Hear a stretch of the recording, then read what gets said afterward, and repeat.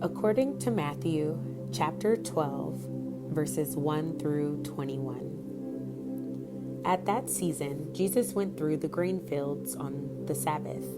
His disciples got hungry and started to pluck heads of grain and to eat.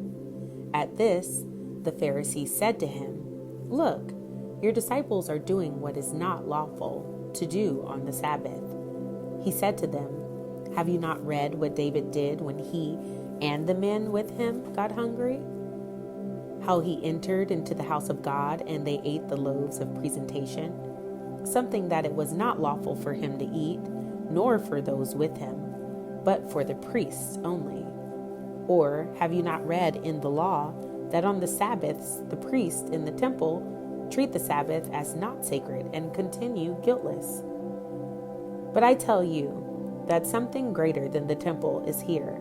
However, if you had understood what this means, 'I want mercy and not sacrifice,' you would not have condemned the guiltless ones.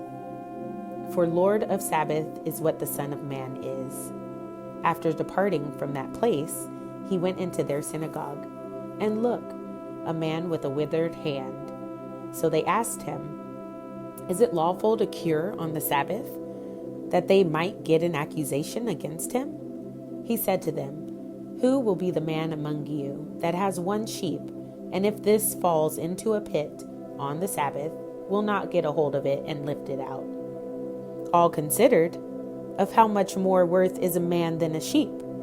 So it is lawful to do a fine thing on the Sabbath." Then he said to the man, "Stretch out your hand." And he stretched it out, and it was restored sound, like the other hand. But the Pharisees went out and took counsel against him, that they might destroy him. Having come to know this, Jesus withdrew from there. Many also followed him, and he cured them all. But he strictly charged them not to make him manifest, that there might be fulfilled what was spoken through Isaiah the prophet, who said, "Look, my servant whom I chose, my beloved, whom my soul approved.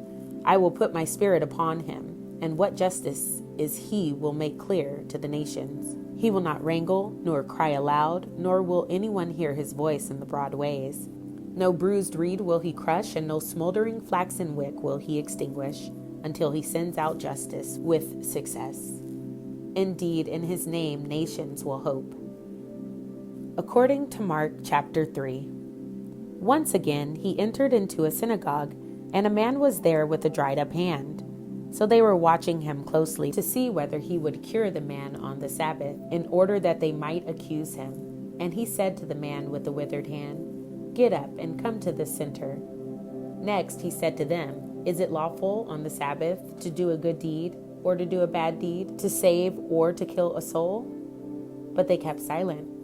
And after looking around upon them with indignation, being thoroughly grieved at the insensibility of their hearts, he said to the man, "Stretch out your hand." And he stretched it out, and his hand was restored. At that, the Pharisees went out and immediately began holding counsel with the party followers of Herod against him, in order to destroy him. But Jesus with his disciples withdrew to the sea, and a great multitude from Galilee and from Judea followed him, even from Jerusalem and from Idumea and from across the Jordan and around Tyre and Sidon, on hearing of how many things he was doing, came to him. And he told his disciples to have a little boat continually at his service, so that the crowd might not press upon him. For he cured many, with the result that all those who had grievous diseases were falling upon him to touch. Even the unclean spirits, whenever they would behold him, would prostrate themselves before him and cry out, saying, "You are the Son of God." But many times he sternly charged them not to make him known. And he ascended a mountain and summoned those he wanted, and they went off to him. And he formed a group of 12, whom he also named apostles, that they might continue with him, and that he might send them out to preach, and to have authority to expel the demons. And the group of 12 that he formed were Simon, to whom he also gave the surname Peter, and James the son of Zebedee, and John the brother of James. He also gave these the surname Boanerges, which means sons of thunder, and Andrew and Philip and Bartholomew and Matthew and Thomas and James the son of Alphaeus and Thaddeus and Simon the Canaanian, and Judas Iscariot, who later betrayed him. And he went into a house. Once more the crowd gathered so that they were not able to even eat a meal. But when his relatives heard about it, they went out to lay hold of him, for they were saying, "He has gone out of his mind." Also, the scribes that came down from Jerusalem were saying, "He has Beelzebub, and he expels the demons by means of the ruler of the demons." So after calling them to him, he began to say to them with illustrations, "How can Satan expel Satan? Why, if a kingdom becomes divided against itself, that kingdom cannot stand. And if a house becomes divided against itself, that house will not be able to stand. Also, if Satan has risen up against himself and become divided, he cannot stand, but is coming to an end. In fact, no one that has gotten into the house of a strong man is able to plunder his movable goods unless first he binds the strong man, and then he will plunder his house. Truly I say to you that all things will be forgiven the sons of men, no matter what sins and blasphemies they blasphemously commit. However, whoever blasphemes against the Holy Spirit has no forgiveness forever, but is guilty of everlasting sin. This because they were saying, 'He has an unclean spirit.' Now his mother and his brothers came, and as they were standing on the outside, they sent in to him to call him. As it was, a crowd was sitting around him. So they said to him, 'Look, your mother and your brothers outside are seeking you.' But in reply he said to them, 'Who are my mother and my brothers?' And having looked about upon those sitting around him in a circle, he said, 'See, my mother and my brothers. Whoever does the will of God, this one is my brother and sister and mother.'" According to Luke chapter 6. Now on a Sabbath he happened to be passing through grain fields, and his disciples were plucking and eating the heads of grain, rubbing them. At this some of the Pharisees said, "Why are you doing what is not lawful on the Sabbath?" But Jesus said in reply to them, "Have you never read the very thing David did when he and the men with him got hungry? How he entered into the house of God and received the loaves of presentation and ate, and gave some to the men with him, which it is lawful for no one to eat but for the priests only. And he went on to say to them, Lord of the Sabbath is what the Son of Man is." In the course of another Sabbath, he entered into the synagogue and began teaching. And there was a man present whose right hand was withered. The scribes and the Pharisees were now watching him closely to see whether he would cure on the Sabbath, in order to find some way to accuse him. He, however, knew their reasonings. Yet he said to the man with the withered hand, "Get up and stand in the center." And he rose and took his stand. Then Jesus said to them, "I ask you, men, is it lawful on the Sabbath to do good or to do injury, to save or to destroy a soul?" And after looking around at them, he said to the man, "Stretch out your hand." He did so, and his hand was restored. But they became filled with madness, and they began to talk over with one another what they might do to Jesus. In the process of these days, he went out into the mountain to pray, and he continued the whole night in prayer to God. But when it became day, he called his disciples to him and chose from among them 12, whom he also named apostles: Simon, who he also named Peter, and Andrew his brother, and James and John, and Philip, Bartholomew, and Matthew, and Thomas, and James, the son of Alphaeus, and Simon, who is called the Zealous one, and Judas, the son of James, and Judas Iscariot, who turned traitor.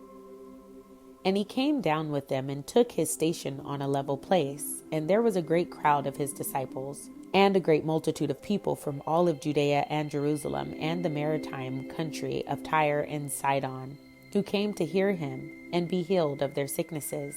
Even those troubled with unclean spirits were cured, and all the crowd were seeking to touch him, because power was going out of him and healing them all.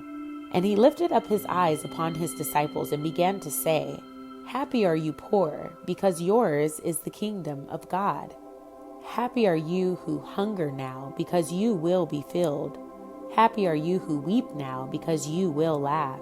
Happy are you whenever men hate you, and whenever they exclude you, and reproach you, and cast out your name as wicked for the sake of the Son of Man. Rejoice in that day, and leap, for look, your reward is great in heaven, for those are the same things their forefathers used to do to the prophets. But woe to you rich persons, because you are having your consolation in full. Woe to you who are filled up now, because you will go hungry. Woe, you who are laughing now, because you will mourn and weep. Woe, whenever all men speak well of you, for things like these are what their forefathers did to the false prophets. But I say to you who are listening, continue to love your enemies, to do good to those hating you, to bless those cursing you, to pray for those who are insulting you. To him that strikes you on the one cheek, offer the other also. And from him that takes away your outer garments, do not withhold even the undergarment. Give to everyone asking you. And from the one taking your things away, do not ask them back. Also, just as you want men to do to you, do the same way to them. And if you love those loving you, of what credit is it to you? For even the sinners love those loving them. And if you do good to those doing good to you, really of what credit is it to you? Even the sinners do the same. Also, if you lend without interest to those from whom you hope to receive, of what credit is it to you? Even sinners lend without interest to sinners, that they may get back as much. To the contrary, continue to love your enemies, and to do good, and to lend without interest, not hoping for anything back, and your reward will be great, and you will be sons of the Most High, because he is kind toward the unthankful and wicked.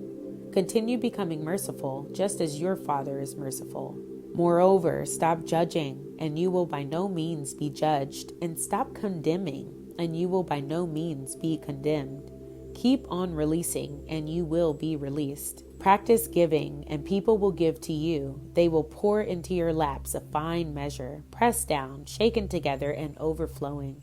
For with the measure that you are measuring out, they will measure out to you in return. Then he also spoke an illustration to them. A blind man cannot guide a blind man, can he? Both will tumble into a pit, will they not? A pupil is not above his teacher, but anyone that is perfectly instructed will be like his teacher. Why then do you look at the straw that is in your brother's eye, but do not observe the rafter that is in your own eye? How can you say to your brother, Brother, allow me to extract the straw that is in your eye, while you yourself are not looking at the rafter in that eye of yours? Hypocrite!